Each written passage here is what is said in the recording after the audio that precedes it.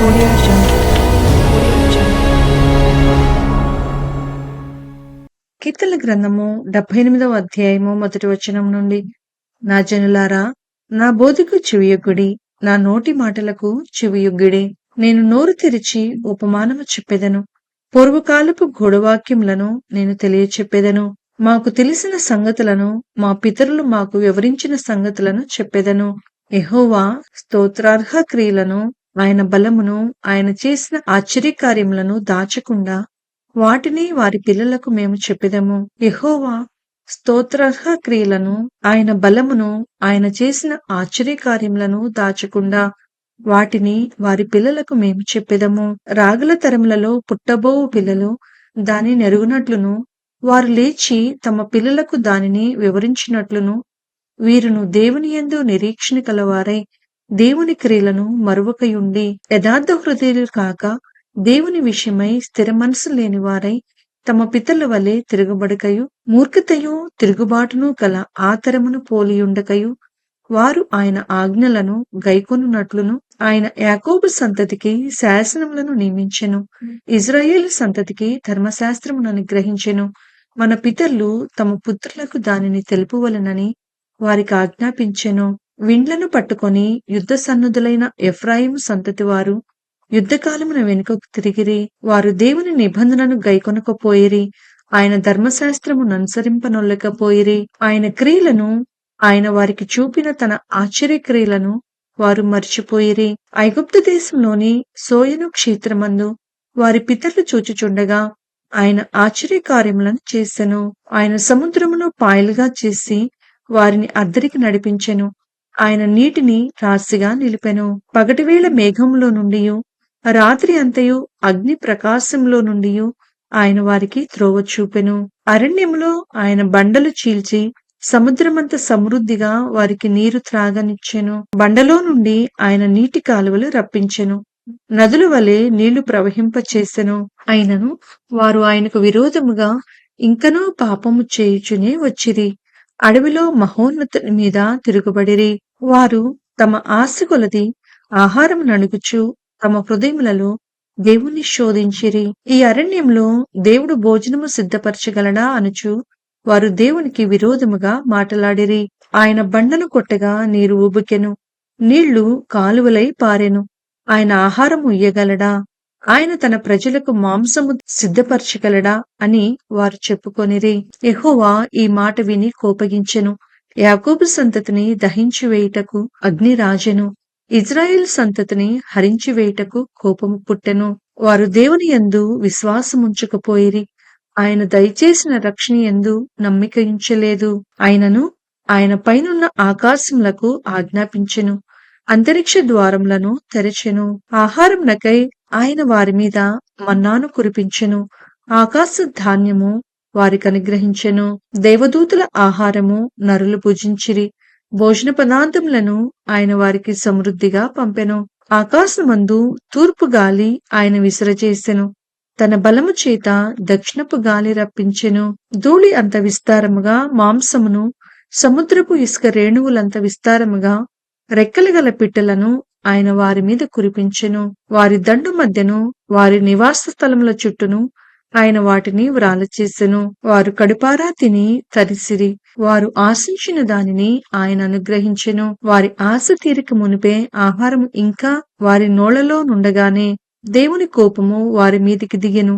వారిలో బలిసిన వారిని ఆయన సంహరించెను, ఇజ్రాయేలులో యవనులను కూల్చెను. ఇంత జరిగినను వారు ఇంకనూ పాపము చేయుచు ఆయన ఆశ్చర్యకార్యములను బట్టి ఆయనను నమ్ముకొనకపోయిరి. కాబట్టి ఆయన వారి దినములు ఊపిరివలే గడిచిపోచేసెను, వారి సంవత్సరములు అకస్మాత్తుగా గడిచిపోచేసెను. వారిని ఆయన సంహరించినప్పుడు వారు ఆయనను వెదికిరి. వారు తిరిగి హృదయపూర్వకముగా దేవుణ్ణి బతిమాలుకొనిరి. దేవుడు తమకు ఆశ్రయదుర్గమనియు, మహోన్నతుడైన దేవుడు తమకు విమోచకుడనియు వారు జ్ఞాపకము చేసుకొనిరి. అయినను వారి హృదయము ఆయన ఎడల స్థిరముగా ఉండలేదు, ఆయన నిబంధనను వారు నమ్మకముగా గైకొనలేదు. నోటి మాటతో వారు ఆయనను ముఖస్తుతి చేసిరి, తమ నాలుకలతో ఆయన యొద్ద బొంకెరి.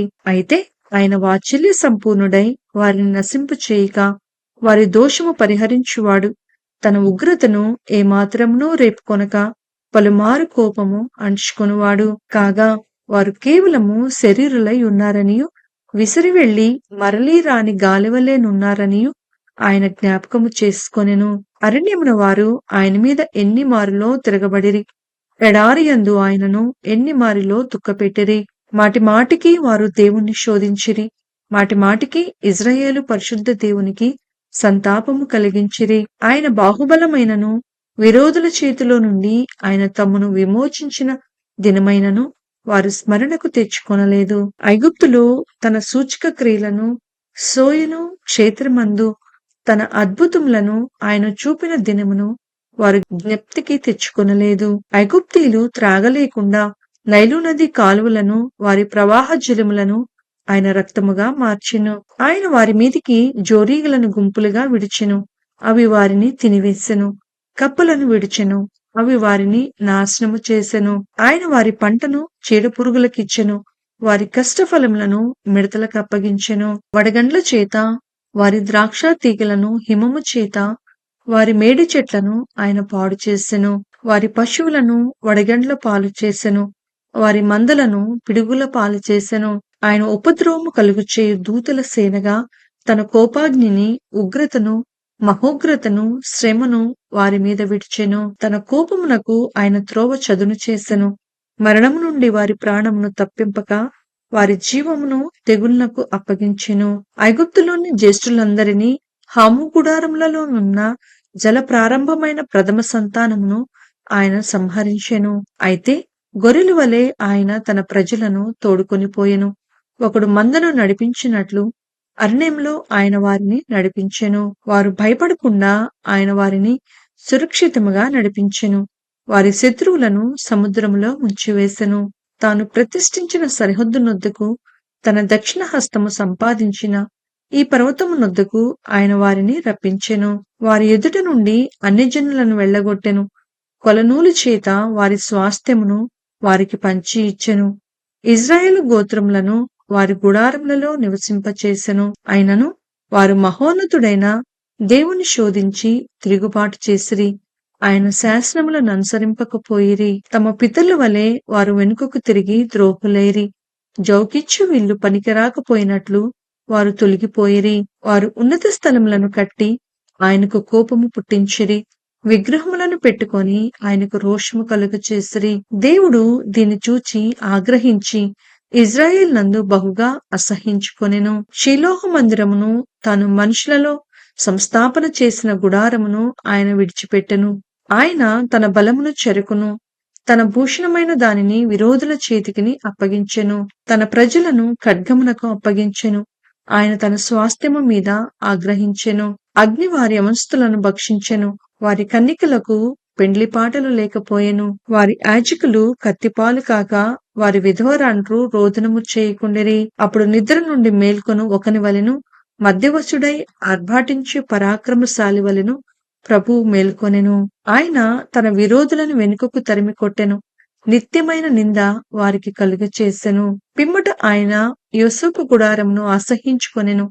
ఎఫ్రాయిము గోత్రమును కోరుకొనలేదు. యూదా గోత్రమును, తాను ప్రేమించిన సియోను పర్వతమును ఆయన కోరుకొనెను. తాను అంతరిక్షమును కట్టినట్లు, తాను భూమిని నిత్యముగా స్థాపించినట్లు ఆయన తన పరిశుద్ధ మందిరమును కట్టించెను. తన దాసుడైన దావీదును కోరుకొని గొర్రెల దొడ్లలో నుండి అతన్ని పిలిపించెను. పాడి గొర్రెలను వెంబడించుట మాన్పించి తన ప్రజలైన యాకోబును, తన స్వాస్థ్యమైన ఇజ్రాయేలును మేపుటకై ఆయన అతనిని రప్పించెను. అతడు యథార్థ హృదయుడై వారిని పాలించెను.